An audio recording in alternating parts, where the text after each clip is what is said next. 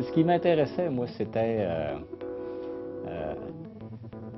comment c'est fait les choses, un peu comme l'émission en télévision. J'étais toujours à démonter. Si j'avais quelque chose dans les mains, je le démontais pour aller voir comment c'est fait. Donc j'avais toujours le goût de connaître comment les choses étaient fabriquées, comment les choses étaient conçues. Et je me disais, un jour, ben, ça sera mon métier de concevoir et fabriquer des choses. Pour M. Savard, comme pour d'autres jeunes à l'esprit curieux dans le domaine de la mécanique, il existe une multitude de carrières pour les satisfaire. Laissons-le nous entretenir de sa passion pour sa profession d'ingénieur mécanique, de ses réalisations, mais surtout de sa détermination à atteindre ses objectifs. La beauté du métier d'ingénieur, c'est que tu travailles sur des choses que le commun des mortels va utiliser à tous les jours.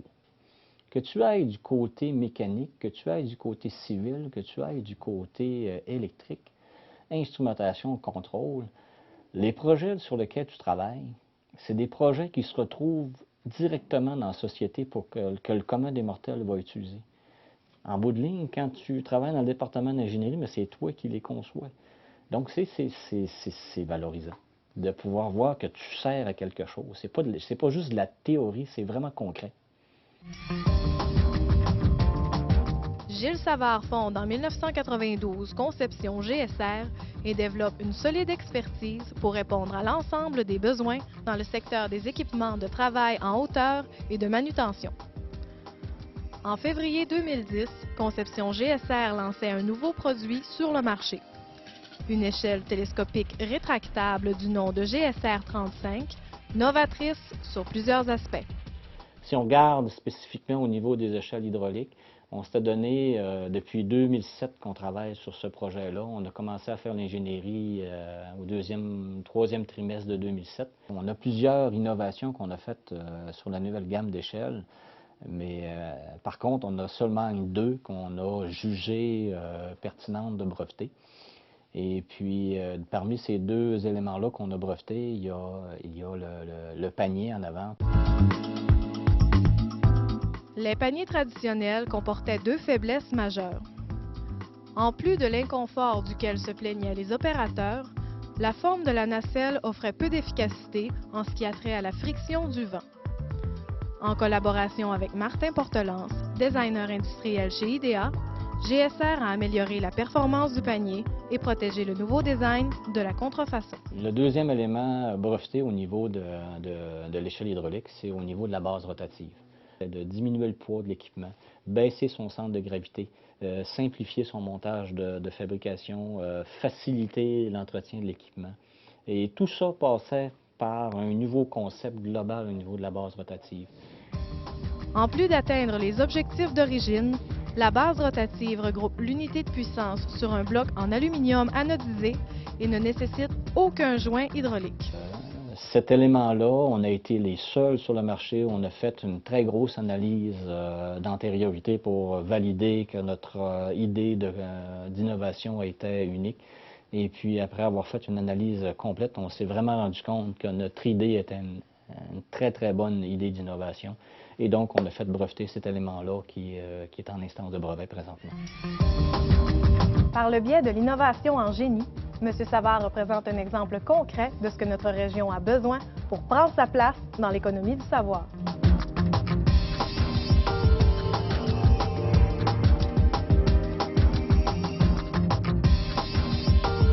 Et pour acquérir ce savoir, il faut certes avoir des aptitudes académiques, mais surtout prendre les bonnes décisions au moment jugé opportun.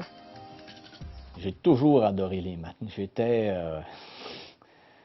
régulièrement premier de classe en maths et en physique. C'était des matières que j'adorais et que j'avais énormément de facilité et de plaisir en faire. Et puis, tout ça fait que finalement, quand tu arrives au secondaire, c'est pas une embûche de choisir les maths fortes, les physiques fortes, parce que tu as du plaisir là-dedans.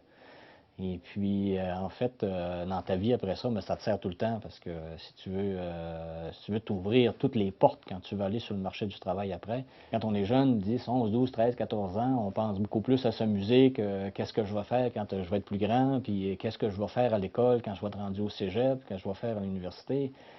Souvent, on prend la porte facile, puis quand on est rendu à 15, 16, 17 ans, puis qu'on est sur le bord de rentrer au cégep, puis que là, on regarde les possibilités de carrière, et puis qu'on s'est fermé plein de portes, c'est souvent, on le regrette rendu là. Effectivement, près de 80 des nouveaux arrivants au collégial n'ont pas de projet de carrière précis et 1 jeune sur 3 change de programme.